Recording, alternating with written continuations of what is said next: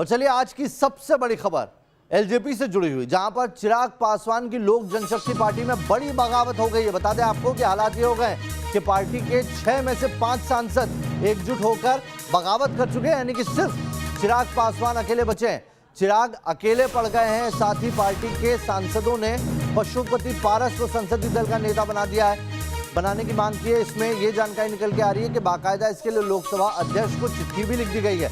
पशुपति पारस कौन है? तो पशुपति पारस चिराग पासवान के चाचा हैं, रामविलास पासवान के भाई थे। साथ ही चिराग पासवान के जो कजिन है प्रिंस राज, यानी पशुपति पारस प्रिंस राज, और उनके साथ में कुल 5 सांसदों ने अलग होने का ऐलान कर दिया है। इस बगावत के कई मायने निकाले जा रहे हैं। एलजेपी के 6 में से 5 सांसद है जिन्होंने बगावत कर दी और पशुपति पारस को संसदीय दल का नेता बनाने की मांग कर दी है। सभी चिराग पासवान की जो रणनीतियां चल रही थी उससे नाराज बताए जा रहे हैं। पार्टी सांसदों ने पशुपति पारस को नेता मान लिया अपने संसदीय दल का। अब आगे की क्या रणनीति होगी उसका खुलासा वो कुछ ही देर में प्रेस कॉन्फ्रेंस करके करेंगे। पार्टी सांसदों को चिराग का नेतृत्व मंजूर नहीं। जो पिछला विधानसभा चुनाव था उसमें चिराग ने जिस तरीके से चुनाव लड़ा उससे भी सब नाराज थे। एलजेपी में अब सांसद पशुपति पारस संसदीय दल के नेता होंगे। विकास चंद्रा इस पूरी खबर पर बारीक नजर रखे हुए हैं, उनकी एक रिपोर्ट देख लेते हैं। लोक जनशक्ति पार्टी का एक बड़ा राजनीतिक घमासान सामने आया है। लोक जनशक्ति पार्टी के अध्यक्ष चिराग पासवान से पार्टी के सभी सांसदों ने बगावत करते हुए अलग होने का ऐलान कर दिया है और ये रामविलास पासवान के छोटे भाई पशुपति कुमार पारस के नेतृत्व में सांसदों ने किया है। पशुपति कुमार पारस ने अपने सांसदों के साथ जो जानकारी मिली है उसके मुताबिक लोकसभा अध्यक्ष ओम बिरला को मिलकर चिट्ठी भी सौंप दी है और चिट्ठी में ये दावा किया गया है कि पार्टी के नेता वही हैं। 3 बजे के आसपास लगभग इसका ऐलान भी पशुपति पारस की तरफ से कर दिया जाएगा। अगर लोक जनशक्ति पार्टी की राजनीति पर अगर निगाह डालें तो ये जो आज बगावत देखने को मिल रही है इसकी बुनियाद बहुत पहले ही डाल दी गई थी और रामविलास पासवान जब जिंदा थे उसी समय इसकी बुनियाद डली थी। जब उन्होंने चिराग पासवान को अध्यक्ष बनाया था तभी इनके भाइयों ने नाराजगी जताई थी और पार्टी के तमाम नेताओं ने सवाल खड़े किए थे कि आखिर चिराग पासवान को पार्टी की कमान क्यों सौंपी जा रही है, जबकि पार्टी में बहुत ही वरिष्ठ नेता पहले से ही हैं। खासतौर पर रामचंद्र पासवान, वो भी अब जिंदा नहीं हैं।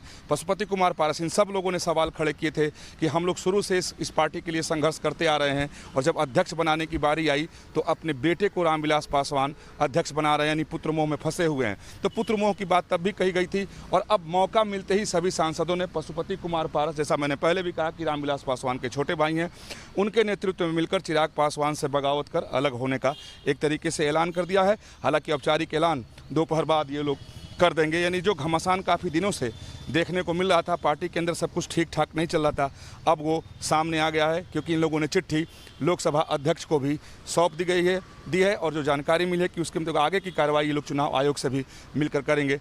फिर इसके लिए इंतजार करना होगा कि आखिर पशुपति कुमार पारस अपनी इस राजनीति को किस तरह आगे लेकर जाते हैं। वीडियो जर्नलिस्ट मुकेश के साथ विकास चंद्र, न्यूज़ नेशन, दिल्ली। तो चिराग तले बगावत हो गई और चिराग पासवान अकेले पड़ गए। हमारे साथ मेरे 2 सहयोगी विकास चंद्रा जुड़े हुए हैं, साथ ही रजनीश भी जुड़े हैं। सबसे पहले रजनीश, आपका रुख कर लेता हूं। जिस तरीके से घमासान मचा है इसके संकेत क्या मिल रहे हैं, क्योंकि 5 सांसद अलग हो गए, क्या आगे क्या रणनीति होगी, कहां जाने की अटकलें हैं, ये इस पर थोड़ा सा प्रकाश डालिए।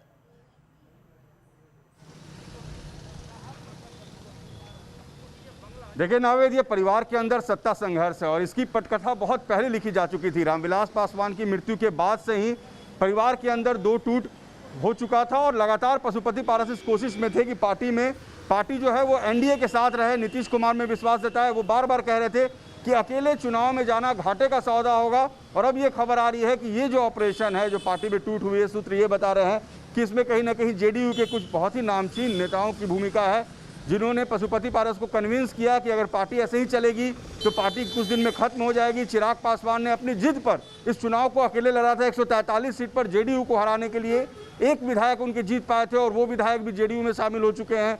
आज जो परिस्थिति है उसमें जो 5 सांसद हैं वो अलग हो रहे हैं और ख़ास बात यह है नावेद कि कहीं आने वाले दिन में चिराग पासवान को ही पार्टी से अलग नहीं कर दिया जाए, यानी कोशिश, यानी कि रजनीश खुद राष्ट्रीय अध्यक्ष पशुपति पारस बन जाएंगे। हाँ, रजनीश ये क्लियर कीजिए, आप देखिए यहाँ जो रजनीश ये क्लियर कीजिए कि ये एलजेपी में ही रहेंगे या जेडीयू का दामन थाम लेंगे, या आगे की रणनीति है कि चिराग पासवान को आउट कर दिया जाए और खुद पार्टी की सत्ता में बैठ जाए।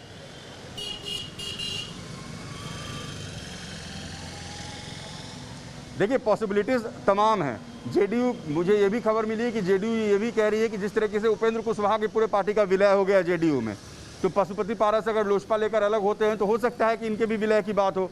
दूसरी बात यह है कि फिलहाल इसकी संभावनाएं अभी कम है, लेकिन पशुपति पारस की ये कोशिश होगी कि पहले पार्टी पर पूरी तरह से उनका कब्जा हो, क्योंकि वो संसदीय दल के नेता हो जाएंगे। अब सांसदों के नेता वो रहेंगे, पार्टी की ताकत बस सांसदों के बीच ही है। तो अब कार्यकर्ताओं को अपने साथ जोड़ के अब कोशिश होगी पशुपति पारस पार्टी के राष्ट्रीय अध्यक्ष बन जाए। कल देर रात तक चिराग पासवान ने सभी को मनाने की कोशिश की। खबर यह रही है कि चिराग पासवान के घर में लगातार बैठकें होती रही। चिराग पासवान अपने करीबी लोगों के साथ बैठक करते रहे कि पार्टी नहीं टूटे। लेकिन अब जो परिस्थिति दिख रही है कि पशुपति पारस कन्विंस है, क्योंकि खबर यह भी है कि 2 दिन पहले पशुपति पारस दिल्ली से पटना आए थे। यहाँ पर जेडीयू के एक बहुत ही सीनियर लीडर से उनकी मुलाकात हुई और उसके बाद वो वापस दिल्ली गए। कल शाम में उन्होंने अपने सांसदों के साथ बैठक की और उसके बाद ये निर्णय हुआ। लोकसभा अध्यक्ष को उन्होंने सूचित किया और आज उन्होंने वक्त लिया है 1:30 बजे के आसपास वो चुनाव आयोग भी जा सकते हैं। चुनाव आयोग को भी वो बताएंगे। चलिए, तो दिल्ली में आज बहुत उठापटक हलचल रहने वाली है। विकास चंद्रा हमारे साथ जुड़े हैं, पशुपति पारस के निवास स्थान के बाहर से ही मौजूद है विकास चंद्रा। विकास, क्या लगता है आपको, जेडीयू का बदला है या केंद्रीय मंत्रिमंडल में जो अटकलें चल रही है विस्तार को लेकर, उसके पहले की सुगबुगाहट है? ये जो कुछ भी एलजेपी में हुआ है वो सहज राजनीति का नतीजा नहीं है।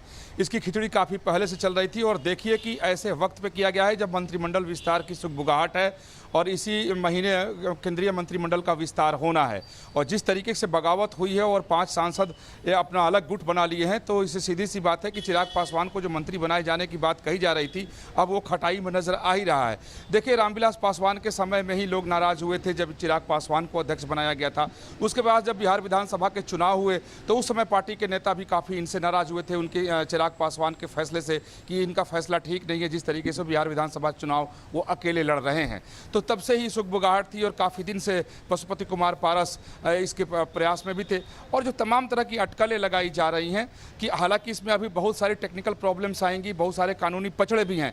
अभी इन्होंने चिट्ठी सिर्फ लोकसभा अध्यक्ष को सौंपी है, अभी चुनाव आयोग के सामने भी इन्हें अपनी पूरी स्थिति साफ करनी है, क्योंकि अभी तक चिराग पासवान पार्टी के अध्यक्ष हैं और पार्लियामेंट्री बोर्ड के चेयरमैन भी हैं। अगर वो लगे हाथ अभी चिराग पासवान इन लोगों को पार्टी से निकालने की घोषणा कर दें या पार्टी से निलंबित कर दें, तो फिर इनके सामने जो है वो विकल्प कम बच जाएंगे और हालांकि इन सबकी सदस्यता बची रहेगी। लेकिन 5 चूंकि एक साथ हैं 6 में से, तो इनकी स्थिति मजबूत है। चिराग पासवान बिल्कुल अकेले पड़ गए हैं।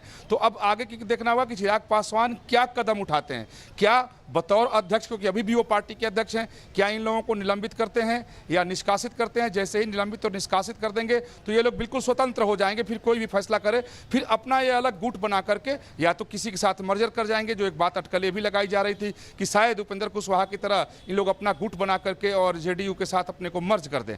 इसकी भी संभावना नकारी नहीं जा सकती है। राजनीति में कभी भी कुछ भी हो सकता है, लेकिन ये काफी दिनों से घुमड़ रहा था। लेकिन विकास, अगर ऐसा होता है तो कम से कम चिराग पासवान पार्टी बचाने में कामयाब हो जाएंगे। अगर इन्हें निकाल देंगे तो कम से कम पार्टी बचाने में कामयाब हो जाएंगे। बहुत बहुत शुक्रिया आप दोनों का हमारे साथ जुड़ने के लिए।